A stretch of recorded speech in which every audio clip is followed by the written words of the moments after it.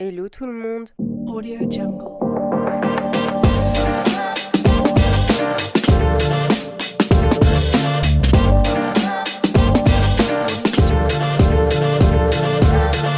Et bienvenue dans ce podcast, ça fait super longtemps. Bonjour tout le monde. J'ai l'impression d'être une animatrice télé.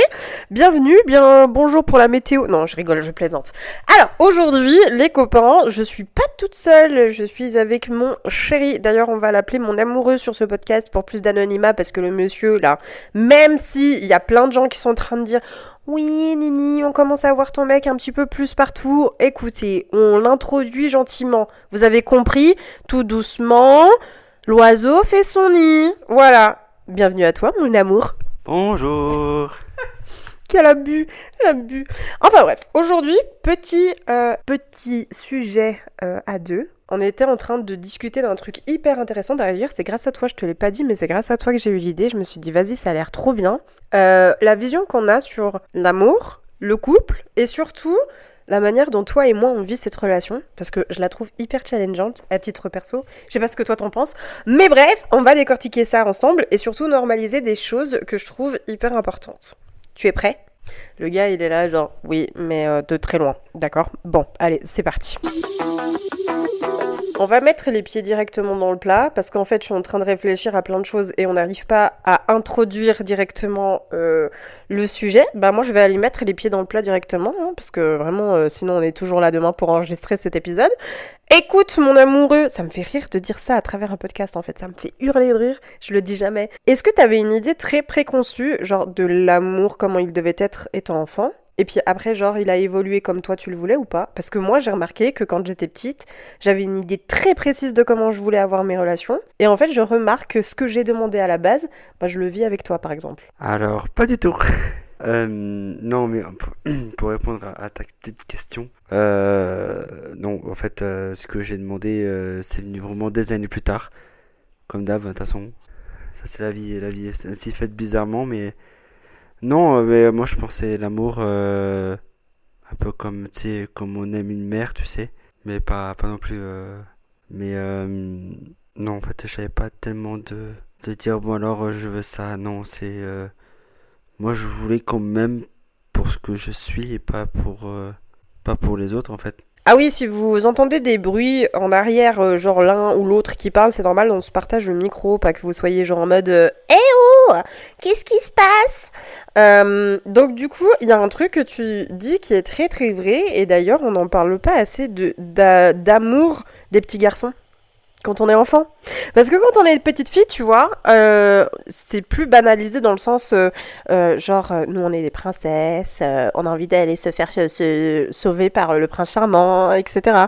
T'as eu ce genre de vision où toi, étant gamin, genre tu t'es dit, vas-y, moi, mon amoureuse, quand on est enfant, vraiment enfant, hein, vas-y, moi je vais aller la sauver sur un bon cheval blanc, là je vais être chevaleresque et tout ça. T'as eu cette vision-là ou pas ?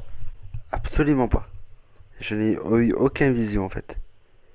Non, non, j'ai pas eu cette vision de ah faut que je sauve quelqu'un. Non, j'avais des petites amoureux, mais c'est vraiment amoureuse, pardon. J'ai bégayé. Non, mais après c'était pas non plus, c'était des petites amourettes quoi. Enfin, amourettes d'école, donc voilà, hein, ça change. Ok. Et adolescent, du coup ? Joker. Le gars il dit Joker. Pourquoi tu dis Joker ? Parce que c'était le bordel. Ah d'accord, le mec c'est le bordel étant ado. Ah ouais ? Moi je te vois toujours très structuré et tout dans ta tête. Ah ouais, ado t'étais en bordel. Ah ça y est. Dites-moi si vous êtes un homme ado, vous étiez aussi en bordel comme lui ou... Eh putain, vous voulez savoir ce qui s'est passé là ? Il y a l'enregistrement, il s'est arrêté. Je pense que j'ai fait une fausse manip où il y a mon gros bidou qui est venu déposer sur le pad de l'ordi. Je sais pas, j'ai pas compris, mais bref. Donc du coup, je disais, quand j'étais ado, au moment où je suis devenue ado, déjà là, j'ai eu un petit souci, c'est que j'ai commencé à me dire, je vais ne plus aimer les mecs de la même manière, dans le sens où je me suis dit, bah vas-y, tu sais quoi ? Puisque les hommes, là, vous voulez pas jouer les chevaleresques, c'est bon, je vais jouer les chevaliers en mode femme, genre Jeanne d'Arc, tu sais, genre... La meuf, elle s'est crue dans un film, c'est pas possible. Non, mais en vrai, j'avais capté, ado, que dans ma tête, genre tout se faisait dans ma tête. Genre je me suis construit un monde et une idéologie dans ma tête. Et je pense que c'est ça, de déstructurer à l'heure aujourd'hui ce qui se passe dans ma tête et ce qui se passe dans la vérité. Dans la réalité. Je sais pas si toi, genre... Parce que je pense on a tous une idéalisation, non? Mais toi, tu disais que ado, t'étais genre en mode c'était le bordel. Ok. Mais du coup, bordel parce que ta vie de manière générale ou bien tu pensais juste pas à ça? Bordel en général. Enfin, j'ai eu beaucoup de soucis de famille pour être pas non plus explicite et ni en détail, mais beaucoup de conflits, on va dire ça. Donc je ne pensais pas du tout à chevaleresque, Jeanne d'Arc, Napoléon et tout ce qui s'ensuit. Euh, En train de te foutre de ma gueule. en plus, ça se trouve, c'est un carton. Putain. Mais bon. Mais on aime bien les petits podcasts, ça fait du bien. Mais non, j'ai pas eu d'idéologie de chevaleresque, non. Là, je crois que là, à ce moment-là, c'était famille construction parce que c'était le grand bazar. Déjà, rien que là, déjà, je commençais déjà à être un adulte. Il y a vraiment un souci là. Je sais pas, toi, peut-être? Être un adulte. En fait, je pense que ado, tu te cherches. Dans tous les cas, ado, tu te cherches. Ça, c'est une certitude. Tu essaies de trouver ta place, tu essaies de trouver ton truc, etc. Mais moi, je pense que effectivement, parce que tu m'as raconté et puis par l'histoire que tu as vécue, moi, j'avais pas autant de responsabilités que toi. Tu vois, genre, je vais pas dire que ma famille, elle était hyper saine, parce que chaque famille a son histoire, mais par contre, dans ma tête d'ado, là, j'essayais de, je pense, penser qu'à moi. Égoïstement parlant, tu vois. De par essayer de penser à ma liberté, à la vie que j'avais envie de construire, ce genre de choses. Et tu vois, c'est ça qui est drôle, c'est que quand j'étais enfant, moi je voulais vivre un truc genre j'aurais une maison, j'aurais un mari formidable, sans forcément avoir d'enfants, mais tu sais, genre la baraque et tout ça, machin, tu sais. Et puis en grandissant, l'amour est devenu quelque chose qui n'était pas du tout une priorité dans ma vie. Et j'avais du mal à remettre et à recentrer l'amour au sein de ma vie. Parce que même si tu parles de couple, on va dire ça comme ça, si tu parles de couple, eh ben l'amour en fait englobe beaucoup de choses. Elle englobe tes amis, elle englobe ta famille, elle englobe... Enfin, tu vois, genre, un truc très surfait, on n'en parle pas assez, mais l'amour que tu as avec ton animal de compagnie, par exemple. Genre, mon chien, c'est un amour inconditionnel, et je pense même des fois plus fort qu'un enfant. Enfin, bon, je ne me lancerai pas dans ce débat, mais... Enfin, moi, je le ressens comme ça, tu vois. Hein? C'est comme moi et mon chat. Toi et ton chat. Ouais. Ouais. Non, mais tu vois. Et donc, du coup... Donc j'étais pas du tout... Enfin, même si ça me faisait plaisir et tout... Bon, déjà, quand j'étais ado, je plaisais pas. Le mec, il est en train de me regarder, il est là, genre, t'es sérieuse? C'est vrai, hein. Ado, je plaisais pas du tout. J'étais genre la folle du bus. Genre, tu sais, en plus, moi, j'avais un style emo et tout, donc j'étais la folle du bus. Enfin, bref. Tu l'es toujours, la folle du bus. Mais on t'aime quand même. Pour ce que tu es. Ouais. J'essaie de rattraper les gars, aidez-moi. À quel moment tu as commencé à t'intéresser à ça? Pour être tout à fait honnête, jamais. J'avais trop de soucis en fait de famille. J'avais que de ça en fait. En fait, ma vie, c'était même pas les contes de fées, c'était les... Comment comparer le contexte. Un film avec que des histoires. Alors bien sûr, il y a eu de l'amour hein, dedans. Il y a eu une mère qui essaie d'aider comme elle peut, mais c'était pas, tu vois. Pas, pour moi, c'était pas assez vu que j'étais le dernier de la grande famille des personnes assez fous. Mais ouais, pour comparer à un film ou une série, en fait, j'ai même pas de série ni de film en fait. Mais ouais, il y a eu que des conflits, que de ça. Que de ça, que de ça. Et franchement, c'est épuisant. Et à l'époque, j'avais... Ça remonte, putain. Je commençais à avoir des soucis, je crois, j'avais peut-être 8 ans, 7 ans. Ouais, les soucis de famille. Ah, Ça a commencé à 6-7 ans. J'adore le mec, il est en train de faire des moulinets avec le micro, ça me fait rire. Ok, donc 6-7 ans. Bon, après, effectivement, hein, si tu de par ton histoire, c'est un peu compliqué, je suppose, de rêver à quelque chose de d'incroyablement beau, alors que toi-même, tu vis une espèce de mini-enfer. Je mets des gros guillemets. D'accord. Bon, ok. Alors, j'enlève le mini-enfer. Je garde juste l'enfer. Ok, bon, bah, très bien, tout va bien. Non, mais je veux dire, tu sais, même que moi, des fois, je vivais des époques où j'ai vécu l'enfer aussi à mon échelle. Moi, j'étais beaucoup dans ma tête, dans ma rêverie à moi. Genre, mais vraiment, hein, quand je dis ma tête, c'est tout un monde, c'est ma tête est tout un monde. Tu vois? Genre, toi, ça te le faisait pas? De temps en temps, mais pas tout le temps. En fait, tu peux pas. Enfin, comment je pouvais avoir des moments, tu sais, où j'étais dans ma bulle, mais en fait, il y avait surtout un qui m'emmerdait, pour être poli, et qui me ramenait direct sur terre, en fait, et m'emmerdait, mais genre sévère.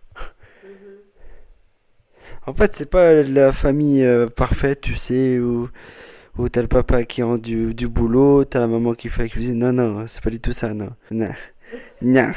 Je crois que vous êtes trompés de famille, là, les gars. Ouais, c'est là où tu te rends compte que en fait, ce que tu vis dans ta famille te démontre aussi la manière dont tu vas percevoir tes relations. Parce que mine de rien, j'ai remarqué que moi, j'ai arrêté de croire en l'amour, on va dire ça comme ça, de manière générale. Euh, on va dire à la première séparation de mes parents, parce qu'ils se sont séparés 2 fois. La deuxième, ils ont annoncé le divorce, mais ils se sont séparés 2 fois. Et déjà, la première, je me suis dit, bon, vas-y, il y a un truc. Et puis après, il était parti définitivement. On va dire ça comme ça. Et donc, du coup, ça a positionné aussi ma vision que j'ai sur les mecs. Sans vouloir dénigrer mon papa, encore une fois, hein, il a fait ce qu'il a pu avec les moyens du bord et avec ses propres pensées. Je pense que, en fait, plus je grandis, plus j'ai de la conciliation avec mes parents. Est-ce que ça te fait ça, toi aussi? Parce qu'en vrai, moi, plus je grandis, plus je comprends des choses et plus, en fait, j'essaie de capter, on va dire, la manière de penser des parents, comment ils étaient à notre âge, tu vois, genre, ou bien tu réalises que, par exemple, je dis n'importe quoi, tu sais, j'ai eu une discussion avec ma mère où on parlait de charge mentale des femmes. Bon, ça c'est encore autre chose, mais pour te la faire courte, elle m'a dit une phrase qui m'a tellement impactée dans la conversation, mais moi je me suis sentie trop mal pour elle, où elle m'a dit un truc que, tu sais, bah, parce que ma mère n'a jamais arrêté de travailler, même qu'elle nous avait, et donc il y a des fois, des jours, elle m'a dit le truc que je remarquais, c'est que quand votre père rentrait du boulot, vous le laissez tranquille, vous le laissez arriver et tout machin. Mais moi, dès que je passais le pas de la porte, ben vous me sollicitiez tout le temps. Et elle m'a dit un truc qui était vraiment trop... En même temps, j'étais trop triste pour elle et en même temps, j'étais là... Ben, nous, on était enfants, donc on s'est pas rendu compte. Ma mère m'a dit que des fois, elle s'enfermait dans le garage, qu'elle dormait dans le garage pour justement avoir un moment pour elle.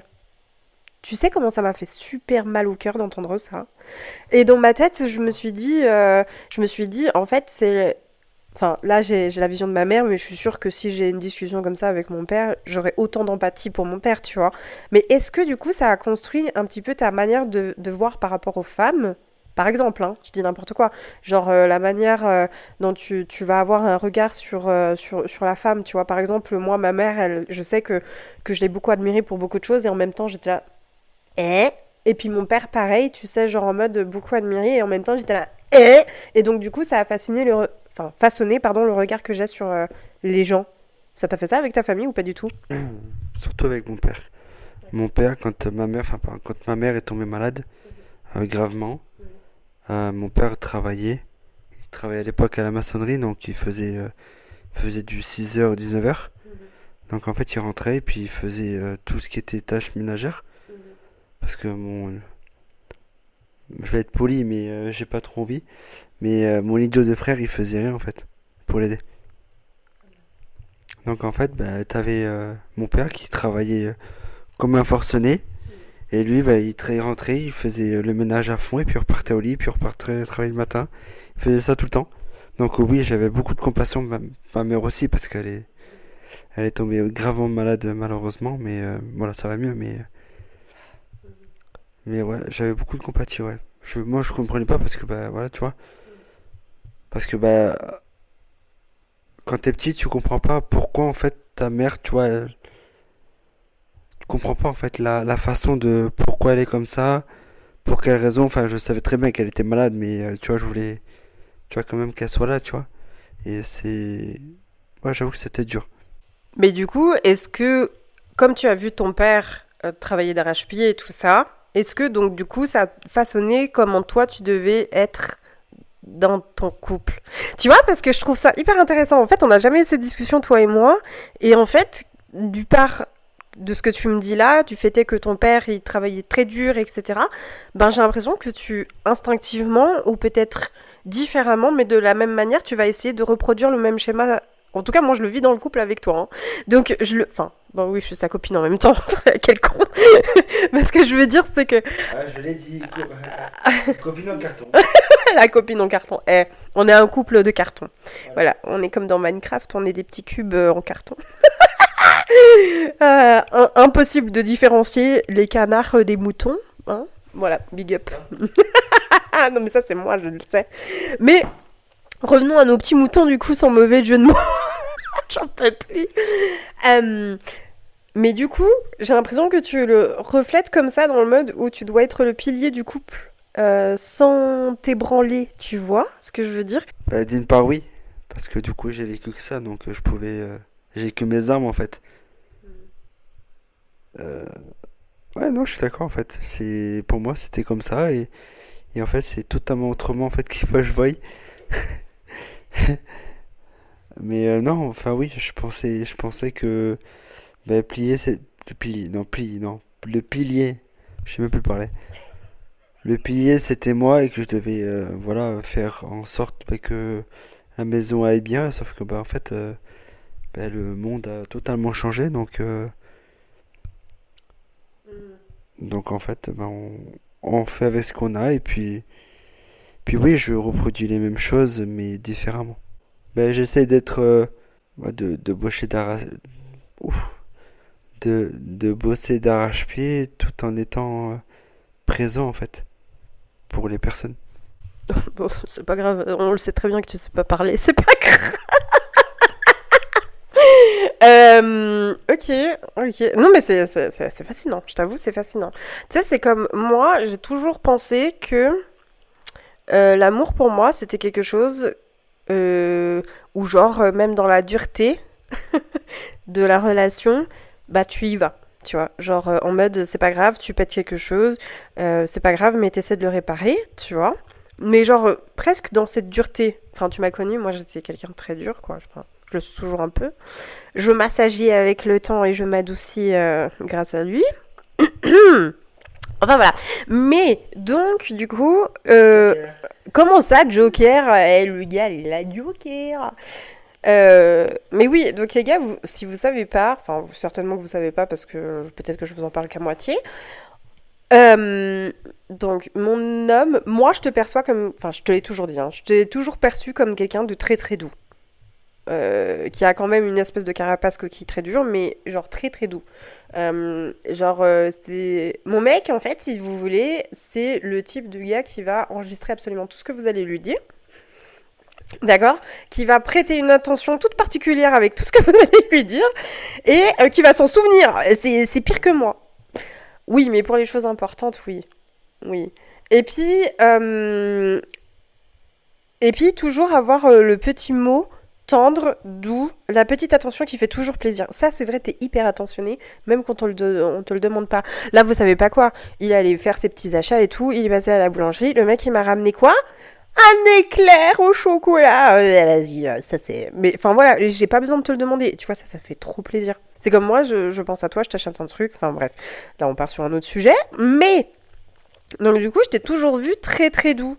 Et en fait, le truc, c'est que quand moi je t'ai connu, parce que oui, on est amis avant d'être un couple, euh, tu montrais pas ce côté super doux, tout pipou pipou de toi, tu vois. Et en fait, ce qui est super drôle, c'est que, à l'instar de moi, toi, t'es quelqu'un de très doux Tandis que moi, je suis quelqu'un de très dur. En fait, j'ai l'air marshmallow d'extérieur et très dur à l'intérieur, tu vois, je sais pas. Mais je pense qu'on n'a pas le même vécu. Je pense que toi, je pense que de ton côté, t'étais un enfance à peu près calme. À peu près. Dans le, à peu près, c'est pas non plus du bateau tout le temps, tu vois. Moi, c'était du Titanic, tu vois. Moi, c'était tout le temps du navigage par-ci par-là et des icebergs qui sortaient de l'eau. Donc en fait, c'est pour ça que je pense que, bah, je pense qu'en fait, je veux pas reproduire les mêmes erreurs que mon père. Quelqu'un qui, sans rentrer dans les détails non plus, mais voilà, il buvait un petit peu, il était beaucoup sur les nerfs, enfin bref. Ouais, un sacré personnage d'ailleurs, mais avec le temps, on comprend pourquoi. Mais voilà, j'essaie de pas reproduire ces choses-là et j'y arrive parce que je vois que ça fonctionne bien en fait. Et c'est chouette. Non, mais en fait, ce qui est drôle, c'est à quel point tu es doux alors que tu as vécu dans quelque chose de très dur, tu vois. Tandis que moi, j'ai été dans quelque chose de très doux et je suis devenue très dure. Ça, c'est la vie, ça. Non, mais je pense que inconsciemment, on veut pas reproduire les. Je pense que. Non, enfin, je sais même pas en fait, j'avoue. Je sais même pas. En mode yaourt.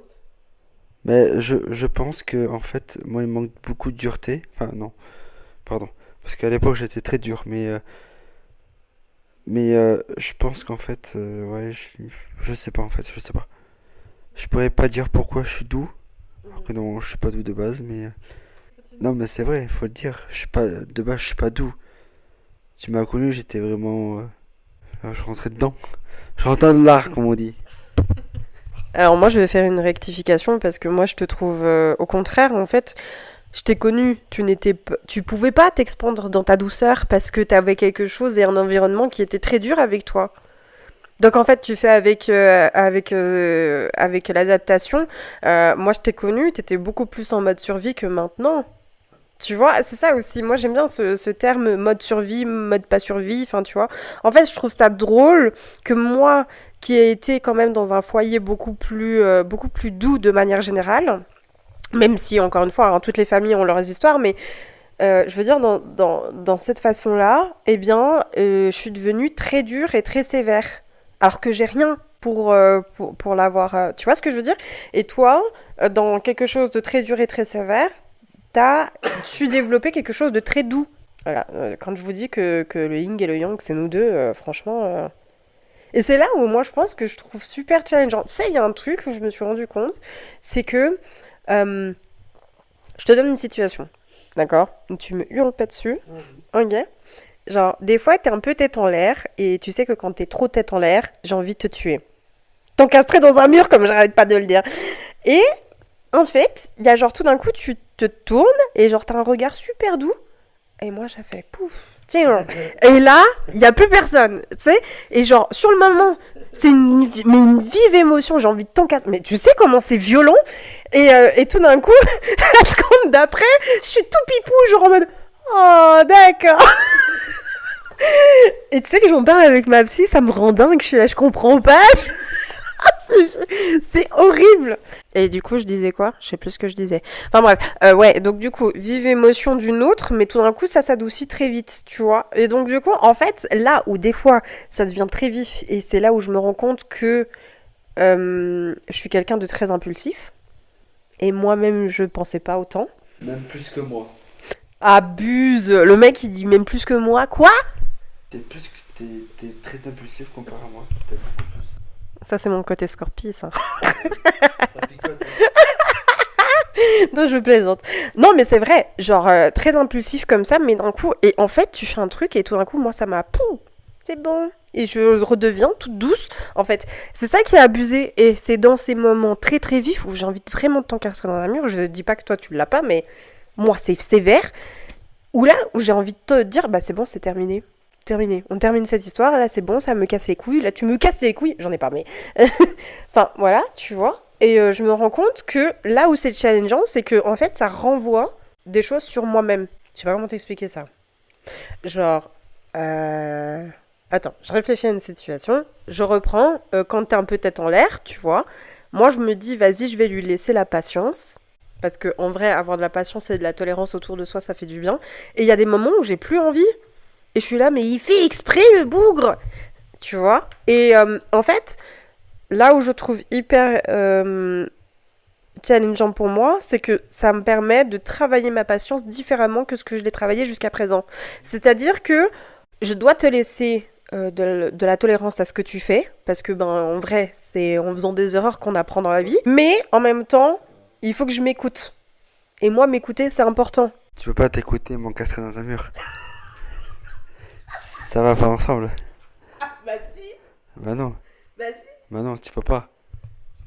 Soit tu me laisses de la tolérance et t'essaies de ranger ton poing, comme on dit, dans ta poche et pas m'encastrer dans un mur. Ou soit tu m'encastres direct dans un mur et comme ça c'est fait. Bah si, les deux vont de pair. Ouais, mais non. Bah si. Là, c'est pas deux paires. Là, c'est une paire. Non, je plaisante. Non, mais je suis d'accord avec toi. Il faut avoir de la tolérance, mais non, en vrai, je suis d'accord avec toi. Il faut s'écouter, c'est important. Même si des fois t'abuses un peu, mais Vas-y, débat, qu'on en rigole. Attention. C'est devenu tribunal des couples. Allez, je t'écoute. au secours. Non, mais ouais, non, la tolérance, c'est important et s'écouter aussi, non, c'est important. Le chien, voilà, il va se trouver toutes les excuses. Si, ça peut aller de pair. C'est-à-dire que tu peux être dans des vives émotions et quand même aimer la personne, tu vois. En vrai. En fait, là où moi je découvre des choses avec toi, c'est surtout dans la manière dont je vais t'aimer. Très bizarre. Parce que on se l'avouait tous les deux, c'est la première relation de couple où on se dispute autant. Et ça y va. Hein. Ah, les disputes, et ça y va. Où on n'est pas d'accord, où on a du mal à. Et tu vois, c'est comme moi, je sais que j'ai la mauvaise manie de toujours vouloir t'arracher les mots en mode bah maintenant tu vas parler, mon gars. Genre, t'es pas d'accord avec moi, mais tu vas parler, tu vois. Je t'oblige à parler. Et en même temps, je suis là, mais peut-être qu'il faudrait lui laisser l'espace, tu vois. Et ça, c'est hyper challengeant pour moi parce que je dois apprendre à te laisser l'espace suffisant pour pouvoir t'épanouir telle la gazelle que tu es. Et en même temps, te montrer une fermeté sur laquelle moi j'ai envie que tu sois avec moi. C'est-à-dire qu'il faut qu'il y ait une communication correcte, tu vois.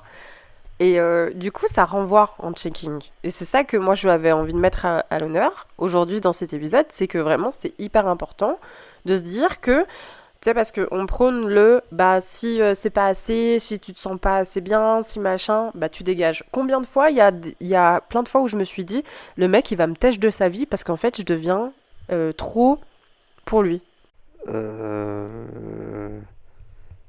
Toc toc toc. Bon. Euh, Comment je peux décortiquer ça? Tu me poses une colle, vraiment. Mais en fait, le problème, c'est que quand tu me poses des colles, je sais pas quoi dire. Et ça me saoule.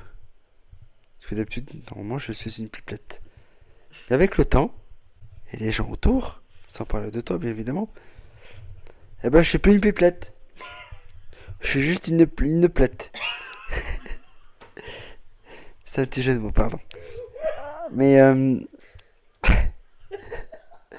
putain, je meurs. Moi, je rigole de ta blague. Hein. Elle est pas mal, elle est pas mal. Non, en vrai, c'est vrai qu'on a beaucoup de disputes. Même trop, des fois, ça me gonfle. Mais je dis que c'est mal nécessaire en réalité. Ça veut dire que le couple, il est ça, en fait. Si t'as, enfin, même si, voilà. Enfin, je veux dire, c'est que si t'as pas de dispute, c'est qu'il y a un souci. Tu peux pas être en couple et pas avoir de dispute. Faut qu'il y ait quand même des disputes, quand même. Au moins, comme ça, la communication, elle passe.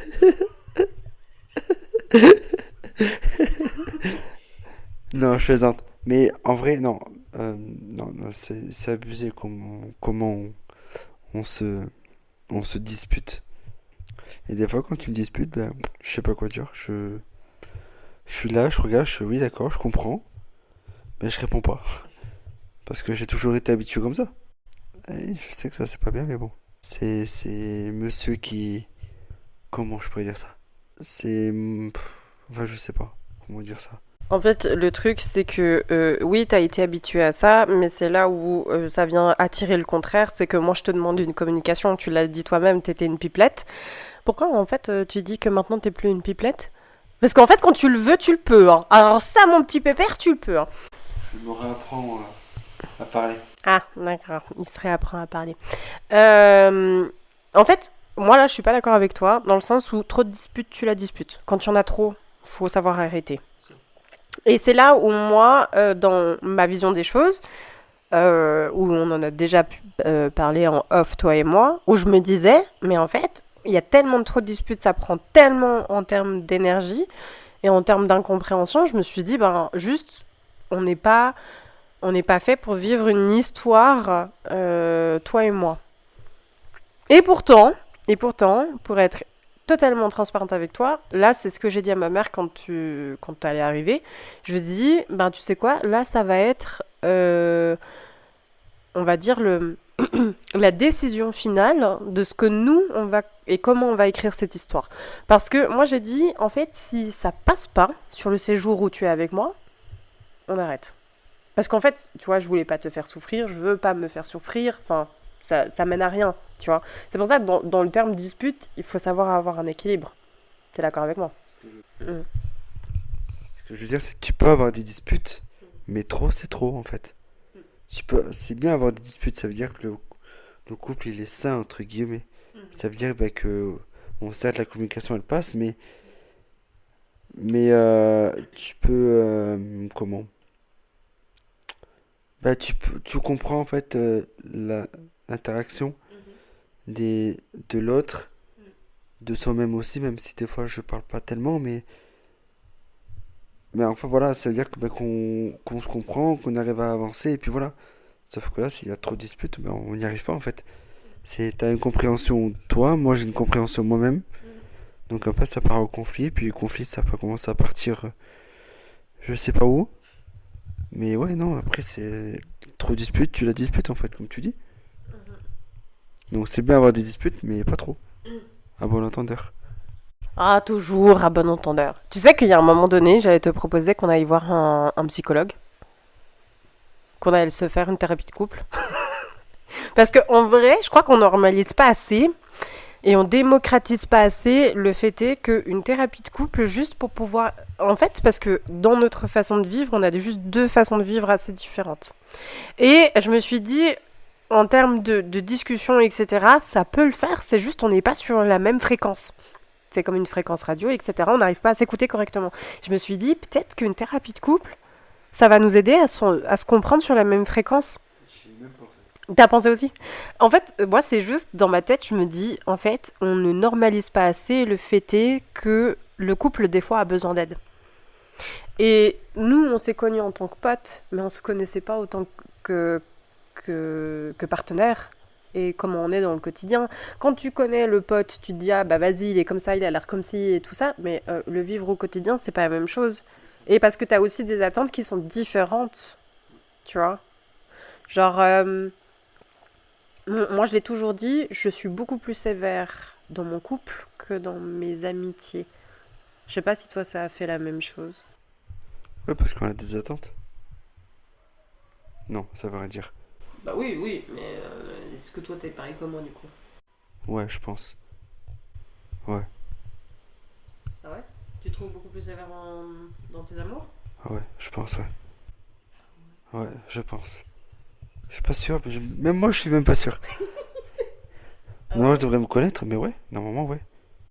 Moi je te vois beaucoup plus sévère dans tes amitiés que dans ton couple. Merci Chou pour ton intervention incroyable. Igni. Alors, je t'explique. Donc, moi, je te trouve beaucoup plus laxiste avec moi depuis que je suis ta partenaire. Ah, tu la voyais pas venir celle-là, hein. Ah ouais? Hmm. Mais c'est juste pas parce que... Enfin voilà, moi je pense que c'est parce que dans tes amitiés... Je pense que t'as vécu aussi des choses dans tes amitiés qui t'ont construit tel que tu es. Tandis que moi j'ai vécu des choses dans mes amours qui m'ont construit tel que je suis. Et donc du coup je sais qu'il y a des gens, tu vois, ils peuvent être sévères partout, il y a des gens qui sont un peu mélangés des deux. Et moi je suis le type de personne dans mes amours, je suis 10 fois plus sévère. Moi je le sais, hein, parce que s'il y a des choses qui me plaisent pas et qui ne me plaisent vraiment pas, alors d'autant plus maintenant que j'ai fait ma thérapie là-dessus, j'ai plus tendance à tèche plus vite les gens, tu vois. Et j'essaye de faire pareil avec mes amitiés. Mais ça me coûte beaucoup plus en termes d'amitié qu'en termes des amours, tu vois. Tandis que moi, je trouve, de rentrer dans ton cercle d'amis à toi, c'est comme moi avec mes amours. Hein. C'est la croix et la bannière. C'est genre monter patte blanche, faire un labyrinthe. Enfin, je te trouve beaucoup plus sévère dans tes amitiés. Ouais, je crois que t'as raison en fait. Oh non, c'est vrai. Je voyais pas ça comme ça, mais oui, oui. Euh, ouais, je pense que au-delà du vécu qu'on a mutuellement, je pense que ouais. Ouais, je suis d'accord avec toi. Ça va, faut pas te rabat ça va. Mais non, je crois que je suis d'accord avec toi. Je pense que je suis plus sévère, mais je m'en rends pas tellement compte. En fait, je pense être l'inverse, mais en fait, non, pas du tout. Est-ce que tu connais la théorie du reflet miroir? C'est genre la même personne qui fait exactement la même chose. Un truc comme ça, non? Ouais, on va dire ça comme ça. C'est plus la théorie de la personne que tu as en face va te refléter ce que toi, tu peux avoir, tu peux être, ce que tu n'aimes pas, ce que tu vois? Genre la théorie, genre, tu sais, il y a cette théorie de genre, si ce que t'aimes pas chez les autres, c'est souvent ce que tu ne fais pas pour toi parce que tu as trop envie de le faire.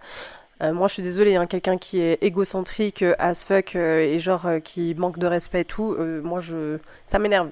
Et j'ai pas envie de devenir comme ça, tu vois.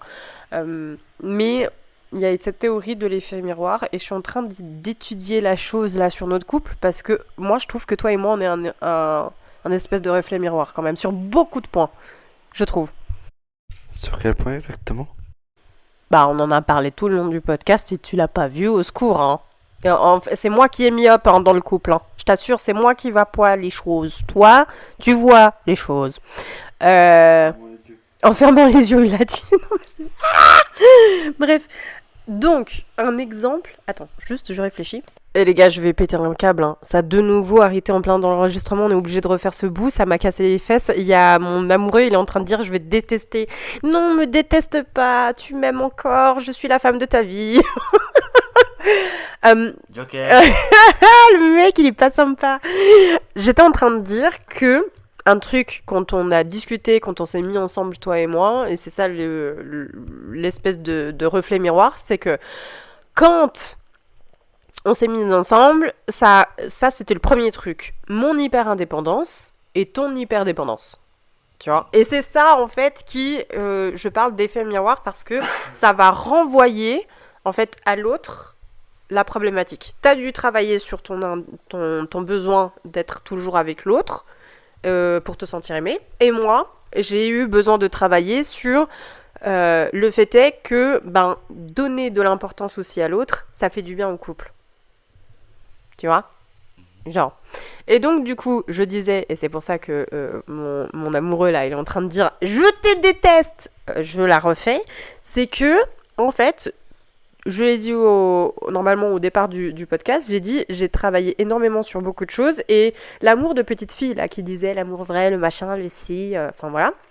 Je me rends compte que dans la relation dans laquelle je vis avec toi, elle vient taper très fort, mais pas de la manière dont je l'entendais, dans le sens où on est en train de construire véritablement quelque chose de sincère, de dur, de fort, mais je l'interprétais pas de la bonne façon. Moi, je pensais que ça allait être comme dans les contes, alors qu'en réalité, ça te demande énormément de boulot. Ça nous demande énormément de boulot, pas que moi, il y a aussi toi. Et donc, je disais en rigolant, et c'est là où le gars, il était « je vais te tuer », c'est que je lui disais, ne pleure pas, parce que je lui faisais une déclaration d'amour et que j'ai pas l'habitude de dire les choses. Ça va? Ouais, ça va. Ah, le mec, il est en train de me toiser du regard, je vous passe le micro. Allez-y. T'es une fatigue. Non, mais pour répondre à ta question, non, c'est pas une question, mais c'est une affirmation. Que non, c'est la première fois que qu'on me fait une déclaration comme ça. Parce que j'en ai pas eu, tout à fait honnête. Mais t'as déjà vécu d'autres relations, tu t'es vu évoluer aussi dans la manière dont tu vas aimer la personne. Du coup, le contexte est compliqué aussi. Oh Seigneur. Ouais, parce qu'en fait, des sushis, on va dire ça. En fait, ouais, j'ai eu des problèmes. Et en fait, ouais, c'est ultra compliqué en fait à expliquer. Du coup, moi j'ai juste une question. Est-ce que tu penses que t'as eu des amours sains? Si tu fais rapidement. Euh, je pense pas. Je pense pas. Bah en fait, du coup, mon ex, c'est bon au début ça c'est, en fait, non, en fait, je vais totalement être sincère, ça s'est pas du tout passé comme prévu en fait. Ah, et c'était du, comment? Ah, c'était compliqué de mon côté. Oui, je peux développer. C'est juste que bah que, Tu peux lui donner un nom d'emprunt. ouais, on va l'appeler, je sais pas, Jared. Gertrude. Allez, pour décomplexer la chose. Alors Gertrude, oui. Non, mais en fait, cette personne avec qui, enfin, je m'entends plus, mais en fait, elle est rentrée dans ma vie là où je n'avais absolument pas besoin. C'est vrai, c'était pas le moment en fait. Non, c'est vrai, à cette période-là, je devais avoir quoi, quel âge? 12, non, pas plus quand même. 15, 16 ans. Bon, j'ai fait une petite bêtise, hein, comme les ados de 15, 16 ans, mais en fait, elle est rentrée comme si elle a fait genre un petit toc-toc, c'est moi, et puis c'était absolument pas du tout prévu.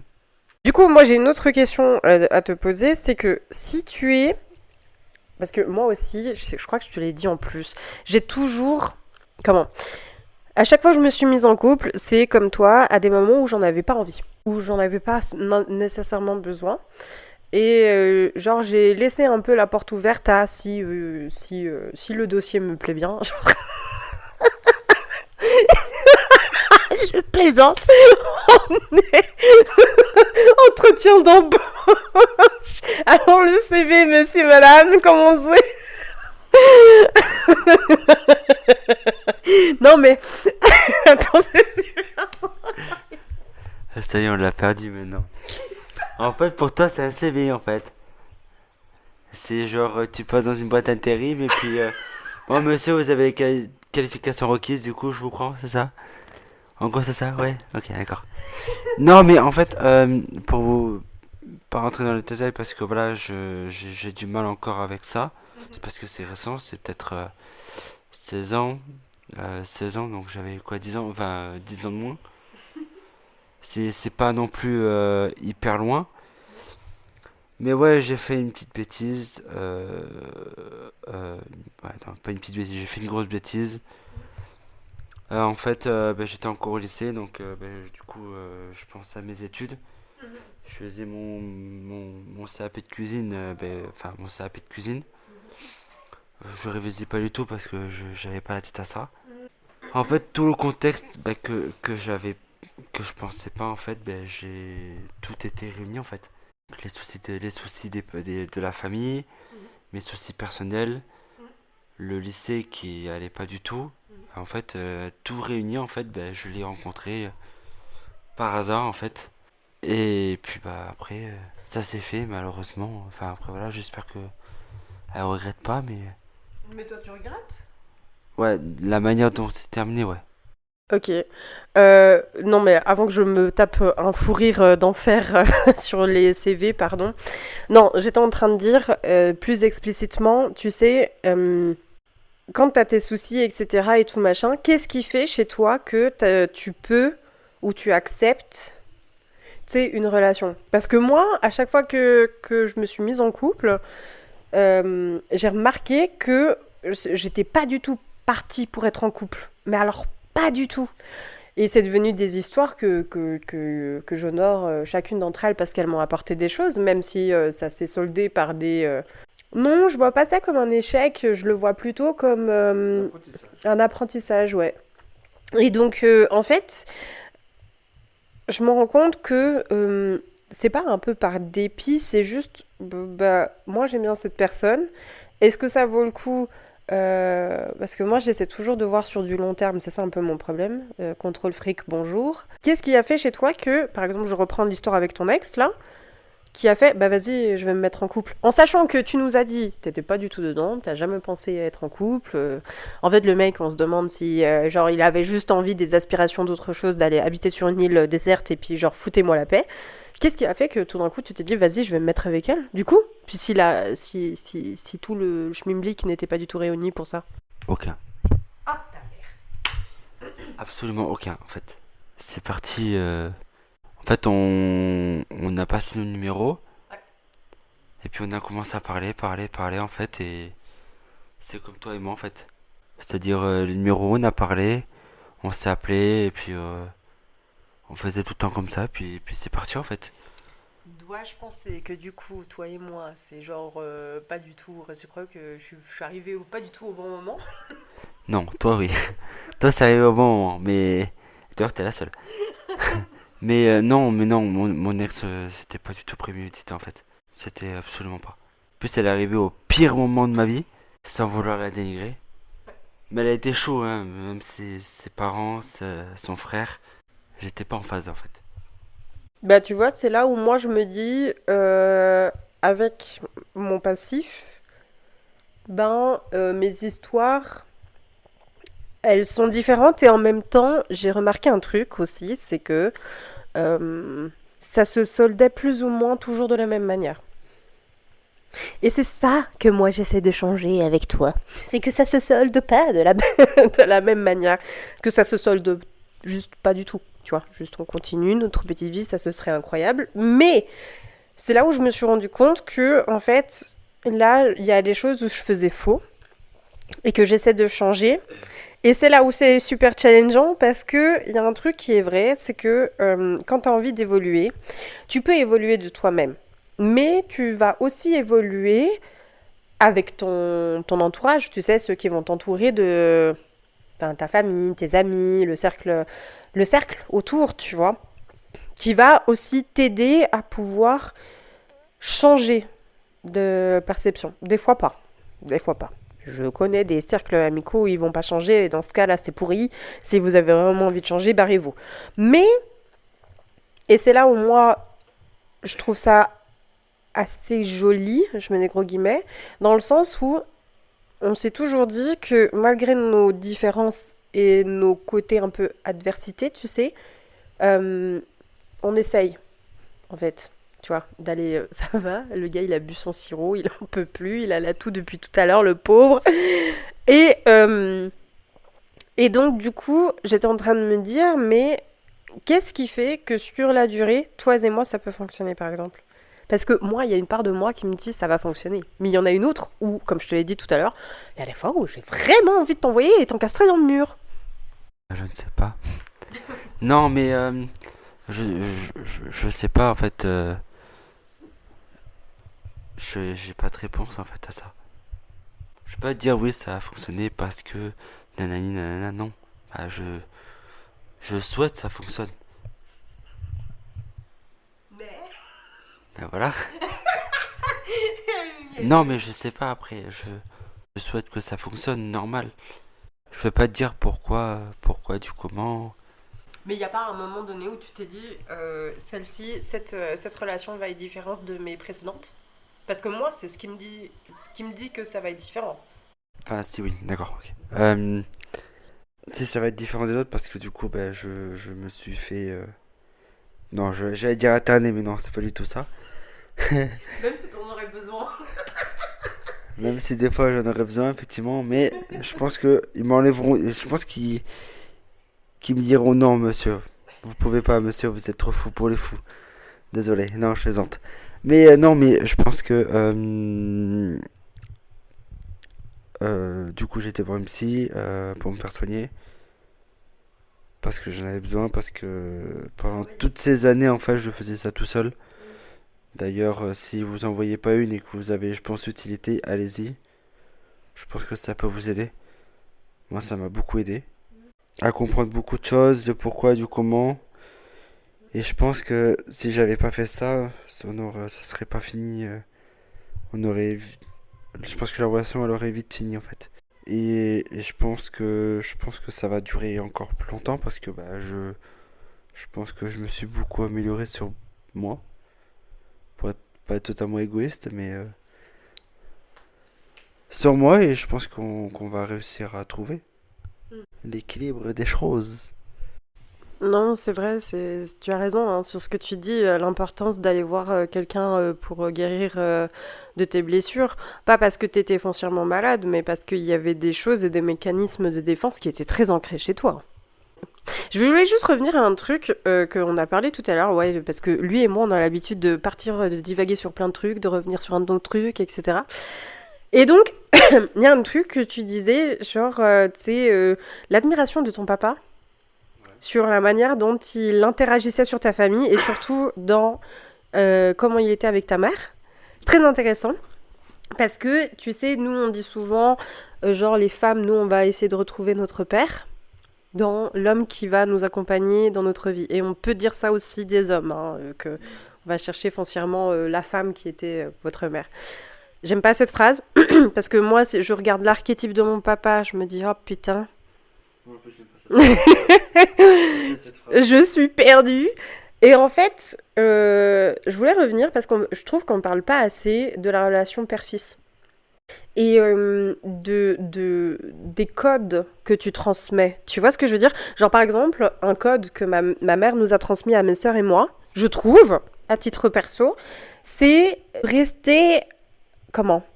Il y a un truc dans le code de ma famille que j'ai remarqué que, tu sais, nous, on laissait beaucoup passer les choses. Genre, ah bah vas-y, la personne, elle fait de la merde, par exemple, d'accord? On va rien dire, mais juste, on va garder nos distances. On va essayer de pas trop ébruiter ou de pas trop être ferme avec l'autre pour pas la blesser, tu vois? C'est pas un très bon code, mais disons que ça c'est un code familial. Et j'ai remarqué que moi-même, je l'avais fait. Et tu sais comment je me suis rendu compte? Il y a même pas 3 ans.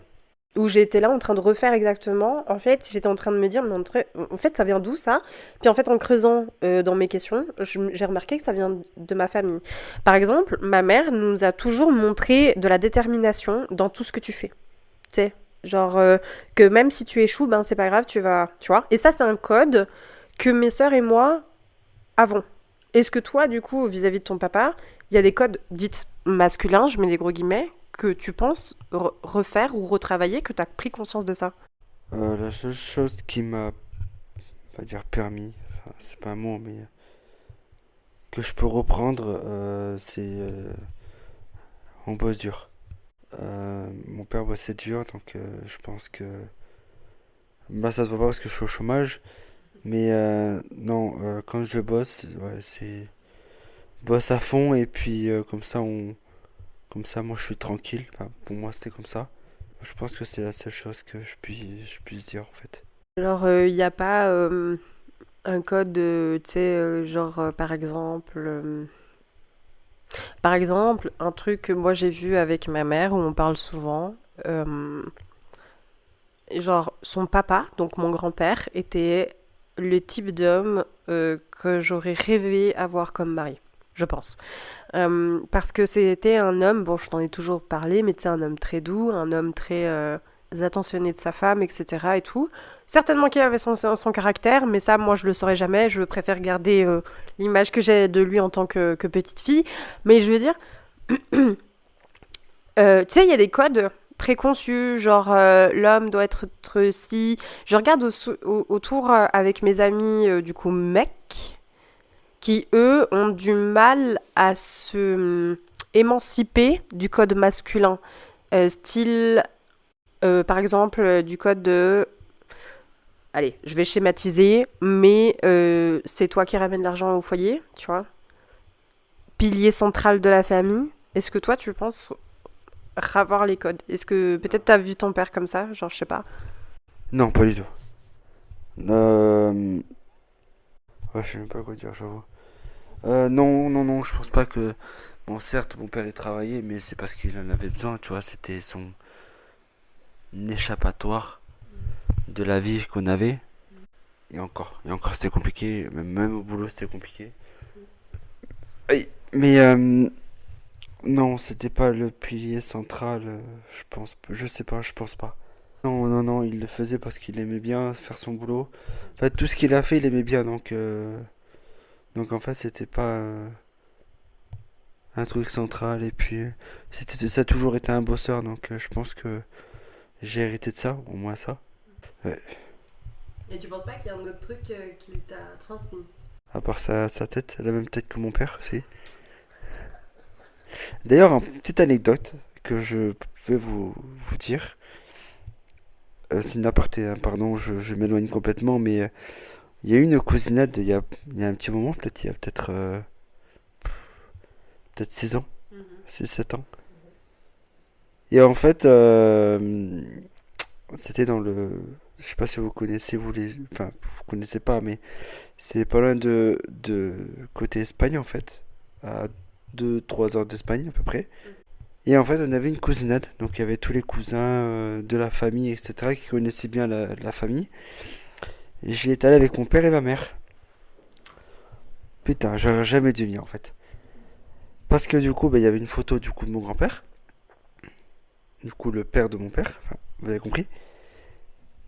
En fait, mon père ressemblait du coup à mon grand-père. Et moi, je ressemblais du coup à mon père. Et mon grand-père. Du coup, il me disait à chaque fois: Ah, mais tu ressembles bien à ton père, hein. Comment vous dire que là, c'était un petit peu chiant. Mais voilà, au moins j'ai hérité de ça. Non, mais après, je sais pas. Mais non, ils étaient super cool. J'ai rencontré les gens que à l'époque, ils étaient même pas à 1 heure de chez moi. Même pas à 20 minutes de chez moi. Comme quoi la vie est faite de plein de surprises. Et puis voilà, donc voilà, je referme cet aparté, mais c'était assez drôle d'ailleurs. Mais non, je pense que ce que j'ai hérité de mon père, c'est travail dur, n'aie pas peur d'échouer, hein, tout ce qui est dans ce contexte-là, quoi. Après le reste, Bon, bah du coup, t'avais l'archétype de l'homme sain, à proprement parler, dans les valeurs, tu vois. que dans les valeurs alors. Ah, que dans les valeurs. Et le gars, il est pas d'accord. Du coup, ça te fait quoi d'être avec une nana qui déconstruit absolument tout ça, toutes ces valeurs-là? Parce que je t'ai connue, j'avais l'impression, et je crois que des fois je te le reproche, même si ça va beaucoup mieux, mais des fois je te le reproche en mode, je suis aussi là pour t'aider, je suis aussi un appui dans le couple, tu vois? Parce que des fois j'ai l'impression que toi tu dois rester fixe et moi je peux faire n'importe quoi. Et donc du coup, ça fait quoi d'avoir une nana à côté de soi qui déconstruit tout ça? Tu sais, genre, déconstruit, je suis désolée, hein, je sais que tu m'as dit qu'il fallait pas en parler, mais bon, on s'en fiche. Mais genre, moi je me déconstruis sur ce que je devrais être en tant que femme, comme j'essaie de te déconstruire de ce que tu devrais être en tant qu'homme.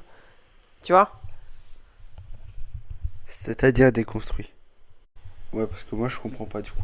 Ouais, je suis tombé à la détente. Ouah, on t'a perdu. Tu veux une petite goutte de Red Bull peut-être pour te remettre dans le... Ah, tu m'as dit qu'il était bon le sirop. Ah bah voilà, le gars il est là, il sait pas ce qu'il J'ai veut. senti là, j'ai. En fait, Très bon. tu sais, on donne aux femmes l'archétype de c'est quelqu'un qui est très doux, très machin, très ci, très voilà. Et on donne l'archétype de l'homme qui doit être comme ci, comme ça. D'accord? Ça, ce sont des archétypes qu'on donne, sociétalement parlant. Ok? Je connais un pote, il me le dit mot pour mot, c'est moi le pilier central de la maison. Si le pilier central n'est pas fiable, la maison se pète. Genre. Et moi, je suis là, tes gosses, ta famille, mon gars, tu les as fait comment? Tu les as fait avec une autre personne. Genre, les garçons ne sont pas nés des choux et puis les filles dans les roses, c'est pas possible. Tu vois ce que je veux dire? Et donc, du coup, ça, pour moi, c'est très arriéré d'avoir un type de pensée comme ça. Je pense que c'est moi qui j'ai les mêmes pensées. Non, moi, j'ai peur que tu reprennes inconsciemment ces mêmes codes. Non? Ça m'intéresse pas de reprendre ces codes-là. Voilà. Donc, toi, tu t'intéresses à quoi exactement? Ah, rien. Pour être totalement poli.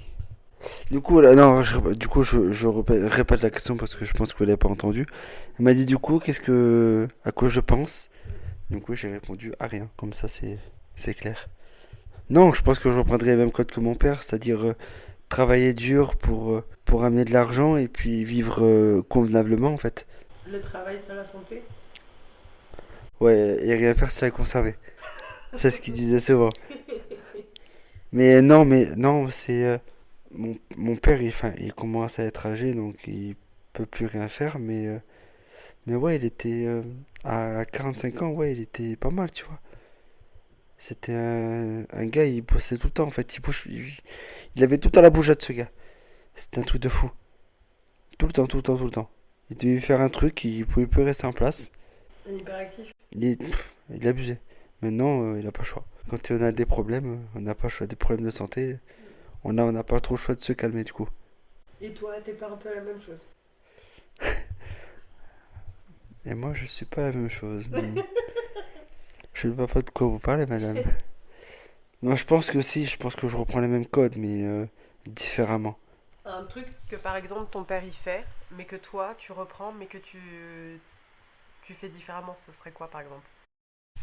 Alors là, ma chère, tu m'as posé une colle.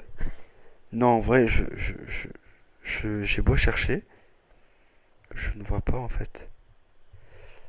Même en étant tout petit, je m'en souviendrai, mais là, non, je m'en souviens même pas. Peut-être que ça va venir plus tard, mais là, j'ai pas de, d'exemple. Il a bu son sirop, ça y est. T'es sûr qu'ils ont pas mis un somnolent là-bas dedans? Ah bon? Ah bah, purée, le pauvre, il est en train de... On dirait qu'il est bourré. Le pauvre. Ah non mais... Ça va être pire parce que quand je vais commencer à parler, Ouais. je vais parler de tout et n'importe comment. Là, ça va être très drôle. Parce que quand je suis fatigué, Mhm. je peux parler de tout et n'importe quoi en fait. Ah, t'es moins dans le contrôle. Ouais. Ah, c'est abusé. J'aurais dû faire le podcast au moment où t'étais fatigué. C'est quoi ce doigt d'honneur? Et vous avez vu comment on me traite? Ah, c'est pour me dire bonjour, il est pas sympa du tout. Il est pas sympa du tout. Non, mais c'est vrai, c'est juste. Enfin, je t'ai posé cette question parce que c'était juste à titre. Je trouve que c'est intéressant quand même. On parle souvent, tu sais, entre femmes, on le sait, hein, on est beaucoup plus dans la pédagogie, même s'il y a des hommes qui le sont d'autant plus, mais on parle pas assez de la relation père-fils, je trouve. Je sais que. Il y a, tu sais, le youtubeur là, Ben Never, tu le connais ou pas? C'est un youtubeur qui a déconstruit la masculinité. Je te le montrerai, il est hyper incroyable. Il parle de tout, mais de ce qui touche à l'homme et pas à la femme. Et d'ailleurs, c'est ça qui a créé son succès. C'est le fait est que, je pense, c'est le premier de sa génération à parler de tout ce qui englobe la masculinité, de tout ce qui englobe la sexualité masculine, de tout ce qui englobe ces choses-là dans lesquelles on ne parle pas. Dont, par exemple, la pression qu'on met sur vous en tant que mec. Comme des générations et des générations avant, les hommes, comme tu as dit tout à l'heure, hein, c'était tu travailles, enfin c'était ouais, c'est tu travailles et puis le pilier quoi en fait. C'était ça avant. Et maintenant la génération maintenant, bah totalement changé même avant. Maintenant les femmes peuvent travailler, maintenant ils peuvent faire beaucoup plus de choses qu'avant. Alors ça c'est vrai que la femme n'est plus à la botte des hommes et ça fait plaisir. C'est comme il y a un truc aussi via la masculinité aussi où on parle pas assez, c'est que, bon, je tiens à le dire parce qu'il y en a plein qui me disent que je déteste les hommes. J'ai envie de rigoler, en même temps j'ai envie de pleurer parce que je sais pas qu'est-ce qui est le plus drôle dans cette histoire. Mais je tiens à le préciser au sein de ce podcast, je ne déteste pas les hommes. Bien au contraire, je vous adore messieurs, mais c'est juste des fois, il y a des comportements. J'ai envie de vous envoyer dans le mur. Ouais, vous êtes comme mon mec, j'ai envie de vous envoyer dans le mur.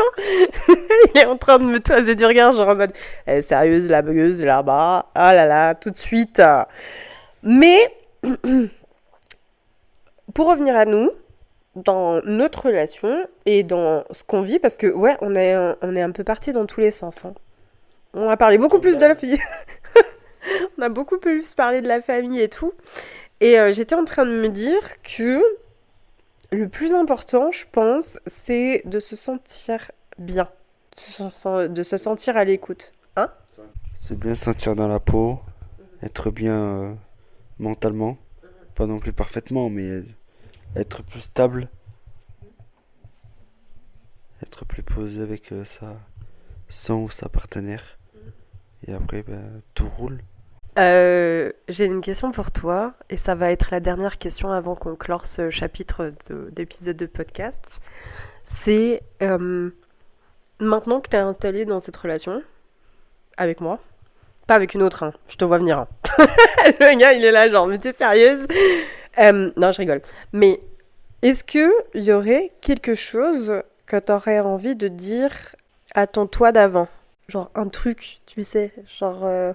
C'est bizarre que tu m'en parles parce que du coup, je vais répondre à ta question, mais ma psy m'a fait exactement la même question, il y a pas si longtemps d'ailleurs. Je sais absolument pas quoi dire. Ce que je peux te dire, c'est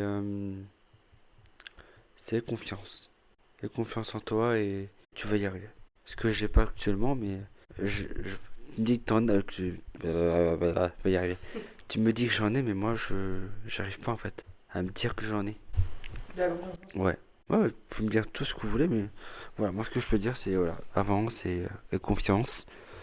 Tu vas y arriver, tout ce que tu entreprends, oula. Et ouais, ne te prends pas la tête. Voilà ce que je peux dire. Ça va le sirop? Il est vraiment en train de t'achever. Non, c'est joli. C'est joli. Donc le chéri d'amour que j'ai connu au départ, fais-toi confiance. C'est drôle parce que moi, j'ai fait cette réflexion aussi, parce que ma psy m'a dit exactement la même chose, genre en mode, bah si vous êtes arrivé au départ de cette relation, qu'est-ce que vous vous êtes dit avec tout le chemin parcouru actuellement? Et comme toi, j'avais pas la réponse non plus, et en y réfléchissant, ça aurait été genre lâche prise. Bon, moi, on le sait que j'ai un énorme problème avec le lâcher prise. Et le contrôle fric, du coup. Mais c'est drôle. Et tu penses que ça, on arrivera à le faire en effet miroir? Parce que, du coup, moi, j'ai de la confiance sur ce que je veux faire et où je veux aller. Là où toi, t'as un peu plus de peine. Et par contre, toi, t'as de la facilité à lâcher prise que moi, je n'aime pas. Tu penses que ça, on arrivera? Oui, on va y arriver.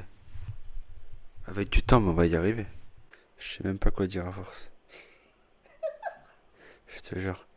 En fait, j'ai pris un médicament, maman. Il m'a shooté.